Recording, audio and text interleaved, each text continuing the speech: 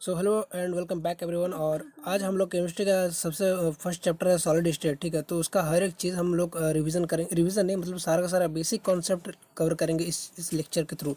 ठीक है, तो hello welcome back everyone, this is smart wisdom. Okay, and आज क्या बोलते हैं, इस चैनल पे हम लोग क्या करने वाले हैं कि पूरे इस 2 मंथ के टाइम पे, ठीक है, 2 मंथ में आप लोग क्लास 12th में हो, सारे का सारे कॉन्सेप्ट का रिवीजन कॉन्सेप्ट का समझाएंगे। ठीक है, और हम लोग बहुत ज़्यादा वर्क कर रहे हैं इसके लिए। ठीक है, 2 मंथ में इस तरह के लेक्चर्स ला पाना इज एक्सट्रीमली टफ। ठीक है, फिर भी हम कर रहे हैं। तो आप लोग क्या करो, इसको शेयर किया करो। ठीक है, हर एक लेक्चर्स को शेयर करो अपने फ्रेंड्स के साथ। ठीक है, ओके, तो चलो स्टार्ट करते हैं। लेक्चर 01, ये है लेक्चर 01। इसके सॉलिड स्टेट से 2-3 लेक्चर है, उसके बाद हम न्यूमेरिकल्स देखेंगे। ठीक है, और आपको अगर ज़्यादा पढ़ना है, ठीक है, इससे तो ज़्यादा कुछ होगा नहीं। ठीक है, आपका कॉन्सेप्ट क्लियर होगा, ज़्यादा न्यूमेरिकल्स प्रैक्टिस करना पड़ेगा, तभी जाके आप अच्छा जेईई मेंस में स्कोर कर पाओगे।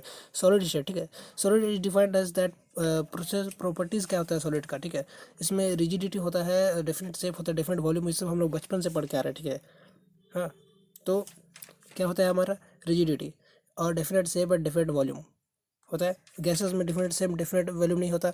और इस बार क्या पढ़ेंगे हम लोग कि अरेंजमेंट जो होता है पार्टिकल्स का, कंस्टिट्यूएंट पार्टिकल्स से हम लोग सॉलिड मैटर बनता है। ठीक है, तो कंस्टिट्यूएंट पार्टिकल्स का जो अरेंजमेंट होता है वो प्रॉपर होता है, और उनके बीच में जो इंटरमोलिकुलर फोर्सेस होता है, ठीक है, दो दो मॉलिक्यूल्स के बीच में जो बॉन्ड बनता है वो काफ़ी स्ट्रांग होता है, और वो बॉन्ड छोटा होता है। क्यों? क्योंकि काफ़ी स्ट्रांग होता है तो खींच के रखता है मॉलिक्यूल्स को, तो छोटा होता है साइज में। समझ में आ रहा है? ये हमारा प्रॉपर्टीज ऑफ सॉलिड। अब हम बात करेंगे क्या बोलते हैं उसको, हाँ, अगर सॉलिड में, अगर सॉलिड कैसे बनता है। ठीक है, टेम्परेचर को इंक्रीज़ करोगे तो सॉलिड गैस में कन्वर्ट हो जाएगा, तो टेम्परेचर को डिक्रीज़ रखना पड़ेगा। और प्रेशर को डिक्रीज़ करोगे, ठीक है ना, प्रेशर को इंक्रीज़ करोगे तो गैस से लिक्विड, लिक्विड से सॉलिड, दबाओगे तो गैस को, तो लिक्विड बन जाएगा। जैसे आप एलपीजी घर में देखते हो, एलपीजी सिलेंडर, ठीक है, और उसको सॉलिड बना सकते हो प्रेशर दे के। तो सॉलिड के लिए टेम्परेचर कम होना चाहिए और प्रेशर ज़्यादा होना चाहिए। ठीक है, अब हम बात करेंगे types of solids. Types of solids मतलब क्रिस्टलिन सॉलिड होता है इसमें, ठीक है, और एमरफस सॉलिड होता है। तो ये किस बेसिस पे इनको कैटेगराइज किया है? Basis of the arrangement of the constituent particles. Okay, constituent particles जो होते हैं उनके बीच में, ठीक है, उनका अरेंजमेंट के चलते हम लोग के पास दो टाइप्स का सॉलिड मिलता है, क्रिस्टलिन सॉलिड और एमरफस सॉलिड। ऑलराइट, अब हम बात करेंगे क्रिस्टलिन सॉलिड और एमरफस सॉलिड में एकदम डीपली जाएंगे। एनिसोट्रोपिक क्या होता है, आइसोट्रोपिक क्या होता है, ठीक है, और देखो अरेंजमेंट होता है कॉन्स्टिट्यूएंट पार्टिकल्स का, और हमारा सॉलिड बनता है। समझ में आ रहा है? किसका होता है? Constituent particles. कॉन्स्टिट्यूएंट पार्टिकल्स में आता है हमारे एटम्स, मॉलिक्यूल्स और आयंस। समझ में आ रहा है? ऑलराइट, अब बात करेंगे क्रिस्टलिन सॉलिड। इसमें क्या होता है? Regular arrangement of the constituent particles. ठीक है, कॉन्स्टिट्यूएंट पार्टिकल्स जो है वो उसका रेगुलर होता है, हर जगह पे डेफिनेट होता है, डेफिनेट। ठीक है, कहीं पे छोटा, कहीं पे बड़ा मॉलिक्यूल्स, बड़ा एटम्स नहीं मिलता, हर जगह डेफिनेट मॉलिक्यूल्स, डेफिनेट एटम्स मिलता है। और इनका डेफिनेट ज्योमेट्री भी होता है इनका। तुम अगर ज्योमेट्री जैसे डायमंड का देखोगे, एकदम हेक्सागोनल है, हर एक चीज़ परफेक्ट। ठीक है, और इनका 3D लैटिस भी बनता है, 3D लैटिस, 3D। ठीक है, ओके, इसको पेपर में तुम रिप्रेजेंट नहीं कर पाओगे। और ये लोग इनकम्प्रेसिबल होता है, डायमंड को तुम इनकम दबा नहीं सकते, किसी प्रेशर जितना भी तो नहीं हो पाएगा। उनको गला भी नहीं सकते, क्योंकि उनके बीच में जो बॉन्ड्स होता है वो बहुत स्ट्रांग होता है, जल्दी गलता ही नहीं है। ठीक है, छोड़ता ही नहीं है साथ। और राइट, और एनिसोट्रॉपिक भी होता है। एनिसोट्रॉपिक मतलब क्या? एनिसोट्रॉपिक मतलब क्या? एनिसोट्रॉपिक को हम अच्छे से बाद में डिटेल मतलब डिस्कशन करेंगे। एनिसोट्रॉपिक और आइसोट्रॉपिक क्या क्या होता है, ठीक है, किस चीज़ पे ये लोग डिपेंड करता है। ऑलराइट, एग्जांपल क्या होगा क्रिस्टलिन सॉलिड का? हमारा डायमंड होगा, क्वार्ट्ज जो होगा। ठीक है, ऑलराइट, अब बात करेंगे अमरफस सॉलिड के ऊपर। ठीक है, ये हमारा दूसरा टाइप का सॉलिड है। ठीक है, और इसमें कॉन्स्टिट्यूएंट पार्टिकल्स का अरेंजमेंट है, बट इनका जो कॉन्स्टिट्यूएंट पार्टिकल्स का जो अरेंजमेंट है वो इरेगुलर है। क्यों? कहीं पे छोटा मॉलिक्यूल्स, कहीं पे बड़ा मॉलिक्यूल्स दिख जाएगा तुमको। ठीक है, कुछ डेफिनेट शेप नहीं है कि आप प्रिडिक्ट नहीं कर पाओगे कि इसके बाद बड़ा होगा कि छोटा मॉलिक्यूल होगा। अनइवन अनइवन डिस्ट्रीब्यूशन है। ठीक है, तो अनइवन डिस्ट्रीब्यूशन होगा तो क्या होगा? मेल्टिंग पॉइंट लो होगा। कहीं कहीं छोटा मॉलिक्यूल जो है वो तुरंत हीट देने पर गल जाएगा, और बॉन्ड सारा का सारा टूट जाएगा, तुरंत गल जाएगा। जैसे एग्जांपल ले सकते हैं हम लोग, रबर ले सकते हैं, क्वार्ट्ज ग्लास भी ले सकते हो। ठीक है, तुरंत गल जाता है ये लोग। ऑलराइट, देखो रबर बैंड का स्ट्रक्चर बन गया। ऑलराइट, तो ये सारा एमरफस सॉलिड। चलो, अब आप सब चैनल को भी सब्सक्राइब कर दो साथ ही साथ। ठीक है, अब बात करेंगे हम लोग एनिसोट्रॉपिक प्रॉपर्टी जो है उसके बारे में थोड़ा बात करेंगे। ठीक है, जो सॉलिड, जो क्रिस्टलिन सॉलिड में आता है एनिसोट्रॉपिक प्रॉपर्टी। ये एनिसोट्रॉपिक क्या होता है? मतलब कहीं से भी तुम एनिसोट्रॉपिक प्रॉपर्टी मतलब कि क्रिस्टलिन सॉलिड में तुम कहीं से भी अगर रे ऑप्टिक्स, अगर रे पास करते हो, ठीक है, कहीं से भी कुछ भी मेजर करते हो, फिजिकल प्रॉपर्टी मेजर करते हो, तो वो अलग अलग आएंगे। कि ऐसा क्यों? क्योंकि देखो, ये सॉलिड क्या है, डेफिनेट इसमें पैटर्न होता है। ठीक है, और पैटर्न के चलते क्या होता है, स्मॉल पार्टिकल्स, बड़ा पार्टिकल्स एक पैटर्न में अरेंज होते हैं। एक तरफ स्मॉल पार्टिकल, एक तरफ बड़ा पार्टिकल, ऐसा नहीं होता। ठीक है, यहाँ तो समझ में आ रहा है?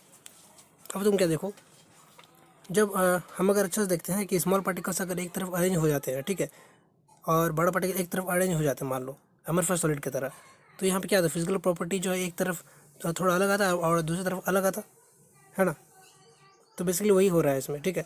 जब तुम डायरेक्शन को देखो, डायरेक्शन को ध्यान से फोकस करना, ठीक है, हम बताएंगे अभी। एनिसोट्रॉपिक प्रॉपर्टी, ठीक है, ये देखो एनिसोट्रॉपिक क्रिस्टल का है, स्मॉल पार्टिकल्स बड़ा पार्टिकल, ऊपर से तुम देख रहे हो स्मॉल पार्टिकल्स नीचे तरफ, ठीक है, हम लाइन पढ़े ऊपर से, ठीक है। वहाँ से तुम अगर रे को पास करोगे तो वहाँ पे स्मूथ कुछ आएगा, ठीक है, वैल्यू कुछ आएगा। और जब तुम साइड से पास करोगे, ठीक है, जहाँ आप देखो एंगल बना रहे हैं, ठीक है, देख रहे हो, यहाँ से पास करो तो बड़ा छोटा पार्टिकल्स आ रहा है, यहाँ पे कुछ वैल्यू अलग आएगा। मतलब क्या कि फिजिकल प्रॉपर्टी वेरिएशन हो रहा है। समझ में आएगा यहाँ तक। अब बात करेंगे आइसोट्रोपिक प्रॉपर्टी। ये देखो यहाँ पे जब तुम कुछ भी प्रॉपर्टी को मतलब मेजर करते हो फिजिकल प्रॉपर्टी, तो वो सेम आता है, ठीक है। आइसोट्रोपिक में वैल्यू सेम आता है और एनिसोट्रोपिक में वैल्यू डिफरेंट आता है। अब आइसोट्रोपिक में सेम क्यों आता है, जबकि इसका तो स्ट्रक्चर ही अलग अलग होता है, इरेगुलर स्ट्रक्चर होता है, कहीं पे बड़ा कहीं पे छोटा पार्टिकल्स आता है, फिर भी सेम कैसे होता है ना। इसमें वेरिएशन नहीं दिखता है आपको, तो ऐसा कैसे होता है, ठीक है। वो देखो ध्यान से, स्ट्रक्चर बनाते हैं, देखो आइसोट्रोपिक क्रिस्टल, छोटे छोटे पार्टिकल्स बड़ा पार्टिकल्स, कुछ अरेंजमेंट नहीं है ना। तो तुम ऊपर से कुछ मेजर करोगे, कुछ फिजिकल प्रॉपर्टी, जैसे कि रे हो गया, जैसे इलेक्ट्रिसिटी को पास कर दिया तुम, ठीक है, तो छोटे छोटे कंडक्टर्स है, छोटे छोटे मॉलिक्यूल्स है ऊपर से, है ना। अब बड़ा बड़ा पार्टिकल्स एक तरफ से तो अच्छा से पास होगा, और यहाँ से देखो साइड से छोटा बड़ा छोटा बड़ा छोटा बड़ा वैसे ही पास होगा, और ऊपर से भी वैसे ही पास होगा, ठीक है, छोटा बड़ा वैसे ही पास होगा। तो मतलब क्या वैल्यू एक इक्वल आ जा रहा है, समझ में आ रहा है। यहाँ पे एक तरफ क्रिस्टलिन सॉलिड में क्या था, हमारा वैल्यू ऊपर से जो हम मेजर किए थे तो हमारा कुछ और आया था, साइड से मेजर किए थे छोटा बड़ा पार्टिकल्स आ गया था बीच में। और आइसोट्रोपिक में क्या हुआ था, अमरफस सॉलिड में ऊपर से भी छोटा बड़ा पार्टिकल्स आ रहा था, साइड में भी छोटा बड़ा पार्टिकल्स आ रहा था, नीचे से भी कहीं से भी तुम मेजर किए सेम ही आ रहा था। अब क्रिस्टलिन सॉलिड में देखो ये लोग का मेल्टिंग पॉइंट हाई क्यों होता है, ठीक है, क्योंकि ये लोग का जो मेल्टिंग एक मॉलिक्यूल्स जो है वो गलता ही नहीं है, ठीक है, सब रेगुलर होते हैं ना, छोटा बड़ा कुछ गलता ही नहीं है। और इनको तुम अगर गुड क्लीवेज प्रॉपर्टी क्या होता है कि अगर तुम साइड से इसको काटोगे, ठीक है, छुरी से अगर इसको मतलब खरोचते हो तो ये स्मूथ पार्टिकल्स में कटता है। ये तो कटेगा ही नहीं, स्मूथ स्मूथ अगर निकलेगा, अगर निकलेगा तो स्मूथ स्मूथ निकलेगा, ठीक है, क्योंकि ये लोग का पैटर्न वैसा है। याद समझ आ रहा है। ये देखो ये पैटर्न के पीछे में जो अरेंजमेंट है पार्टिकल्स का, ये इसको क्या बोलते हैं, long range arrangement of particles. क्यों हम बोलते हैं, क्योंकि इनको जो पार्टिकल्स देखो एक परफेक्ट शेप में अरेंज है, और सब जगह पे सेम है, और दूर दूर है थोड़ा पार्टिकल्स, समझ में आ रहा है। अब एमरफस सॉलिड देखो, इसमें इरेगुलरिटीज़ बहुत आता है।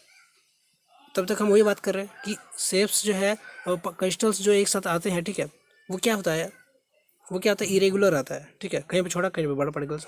ध्यान से देखना इसको, अगर तुम अगर इसका एग्जांपल तुम रबर ले सकते हो, ठीक है, अगर तुम किसी से काटते हो तो वो रफ रफ निकलता है, कैसे, ठीक है, वो रफ रफ निकलता है ना। तो ऐसा देखो एक साइड में छोटा छोटा बड़ा बड़ा पार्टिकल्स दिखता है, एक तरफ छोटा, इसका जो तुम साइड से देखो देख सकते हो, ठीक है, जो हम एरो बना रहे हैं वहाँ पे देखो ध्यान से, ठीक है, देखो कैसे वहाँ से अगर कुछ मेजर करेंगे हम तो सारा सारा बड़ा पार्टिकल सामने आ रहा है, ठीक है, और वही बीच से मेजर करेंगे तो स्मॉल आ रहा है ना, वही बीच से मेजर करेंगे तो प्रॉपर्टी अलग आ जाएगा, ठीक है। ऐसा अनइवन आता है इसमें प्रॉपर्टी, तो अलग अलग आता है फिर भी सेम ही होता है, समझ में आ रहा है। तो क्रिस्टलिन सॉलिड क्या होता है हमारा, एनिसोट्रॉपिक, जिसमें प्रॉपर्टीज़ वेरी करता है, ऑलराइट, प्रॉपर्टीज़ वेरी करते हैं, ऊपर से भी करो साइड से भी करो वेरी करेगा, ठीक है। और एमरफस सॉलिड क्या होता है, आइसोट्रॉपिक होता है, ऊपर से भी वही मेजरमेंट, साइड से भी वही मेजरमेंट, इधर से भी वही मेजरमेंट, ठीक है, पार्टिकल्स का अरेंजमेंट। सो आज हम लोग कंप्लीट कवर करेंगे, ठीक है, टाइप्स ऑफ क्रिस्टलिन और एमरफस सॉलिड्स के ऊपर। काफ़ी हमने डिफरेंस देखा, ठीक है, तो हमने एक चीज़ कॉमन देखा, वो क्या है, difference lies in melting point, ठीक है, मेल्टिंग पॉइंट पे ज़्यादा थोड़ा डिफरेंस आ रहा है, और पैटर्न ऑफ अरेंजमेंट पे क्रिस्टलिन सॉलिड डिफरेंट अरेंजमेंट था और अमरफस था जो रैंडमली अरेंज था। दोनों में मेल्टिंग पॉइंट में है, जो मेल्टिंग पॉइंट है उसमें बहुत अंतर है। क्यों, क्योंकि इसका जो मेल्टिंग पॉइंट है फिक्स्ड है और बहुत ही हाई है, जैसे कि गोल्ड सोना ले लो, चांदी ले लो, ये सब है। अमरफस 100 डिग्री 200 डिग्री सेल्सियस, ठीक है, रबर बैंड वगैरह। तो हमने देखा कि मेल्टिंग पॉइंट पे डिफरेंस आ रहा है, ठीक है ना। तो हमने वही चीज़ देखा कि सॉलिड है क्रिस्टलिन अमरफस, और पॉलीमॉर्फस एक अलग सा है, ठीक है। वो क्या है, वो अरेंजमेंट ऑफ क्रिस्टल लैटिस नहीं है, ठीक है, वो बेसिकली क्या है, प्रॉपर्टी है एक, ठीक है ना, एक प्रॉपर्टी है। वो तो एमरफस भी हो सकता है, क्रिस्टलिन भी हो सकता है, ठीक है, दोनों का एक अलग सी चीज़ है। वो क्या, उसके ऊपर हम लोग बाद में बात करेंगे, ठीक है। पहले देखो कि मॉलिक्यूल्स का अरेंजमेंट के चलते हमारा टाइप्स ऑफ सॉलिड बना, ठीक है। अब पॉलीमॉर्फिज्म क्या है, पॉलीमॉर्फिज्म एक प्रॉपर्टी है, ठीक है, जो क्रिस्टल स्ट्रक्चर में आता है ज़्यादातर, मतलब सेम कंपाउंड रहेगा, ठीक है, सेम कंपाउंड रहेगा, बट उन लोग का स्ट्रक्चर अलग अलग रहेगा आएगा, ठीक है। तो पॉलीमॉर्फस, ठीक है, पॉलीमॉर्फस ये क्या है, ये ना तो एमरफस हो सकता है और ना ही क्रिस्टलिन। या फिर हो सकता है क्रिस्टलिन भी हो सकता है, ठीक है ना, मतलब exist in different crystal forms. इसका एक परफेक्ट एग्जांपल क्या है, तुम्हारा मान लो कार्बन। कार्बन एक बहुत अच्छा एग्जांपल है। कैसे, तुम देखो एग्जाम थोड़ा बताएंगे, ठीक है।